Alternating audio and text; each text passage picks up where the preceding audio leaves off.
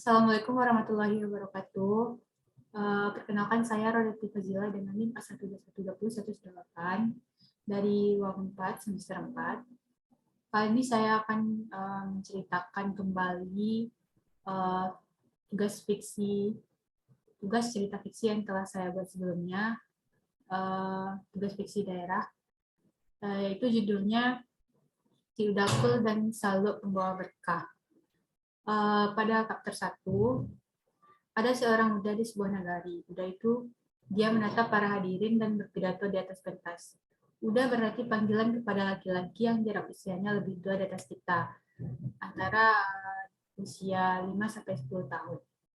Buddha itu memakai salwa, semacam topi di kepalanya. Di Minangkabau, salwa berarti tutup kepala laki-laki, yang terutama pada pakaian penghulu di Minangkabau. Dia menatap tegas dan lurus ke arah para hadirin, dengan membacakan dan mendeskripsikan visi dan misinya menjadi calon penghulu di Nagari Macan. Dia masih muda. Pencalonannya. Ketika ada pencalonan, dia termasuk dalam list pemilihan. Dia direkomendasikan oleh para ibu-ibu, PKK, dan muda-mudi lainnya di Nagari. Tapi kenapa harus dia? Kata orang-orang. Semua orang di sana tahu dia adalah anak kepala desa dan pendidikannya sedang berada pada semester akhir jenjang kuliah. Udah itu bingung harus berkata apa saat dia dicalonkan. Tapi bagaimana lagi? Seorang penghulu harus mempunyai tabiat baik terhadap anak dan kemenakannya. Dia dikenal dengan sopan santun yang dimilikinya. Tentu saja orang beranggapan dia yang terbaik. Semua ini adalah amanah dari ayah Muna, kata mama beliau, yang duduk di sampingnya setelah ia berpidato. Apa yang harus aku lakukan, Ma? Aku tidak berani melawan ayah. Beliau ingin aku menggantikannya menjadi kepala desa berikutnya. Aku mempunyai cita-cita ingin jadi insinyur, Ma. Kalau nanti misalkan aku sudah tamat kuliah, aku bisa mengabdi di Nagari Macan di kemudian hari. Tutur Uda itu penyelebar. Apa yang kurang dek kamu, nak? Jika kamu terpilih ya, Mama Joyah kabuan sadokan tak udah.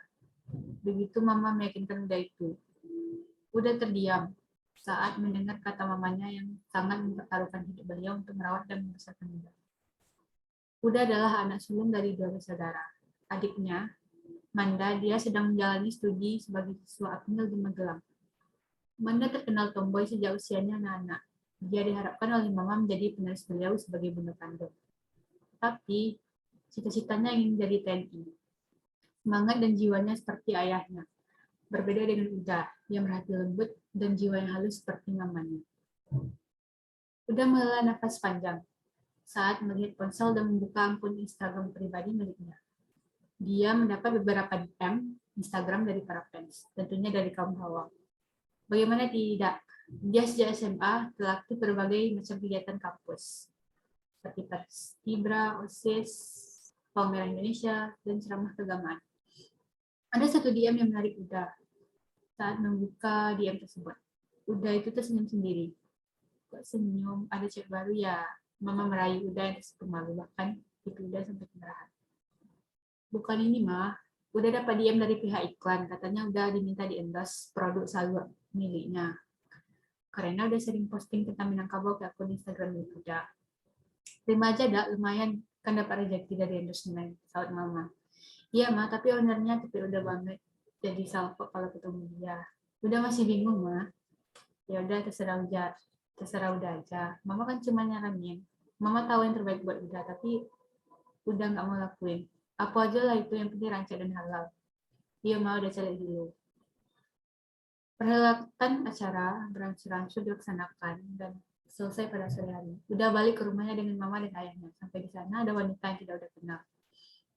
Pakaiannya Masya Allah, Nauzubillah. Dia mengenakan atasan terbuka dan memanggil Uda ayam. Ayam, saat wanita itu seraya memeluk Uda. Kau sial, udah kenal kau. Ngaku-ngaku pula panggil ayam, kata Uda terkejut. Kemudian melerai pelukannya. Mama dan ayah terkejut melihat tiba-tiba ada perempuan tidak senonoh mendekat ke arah anaknya.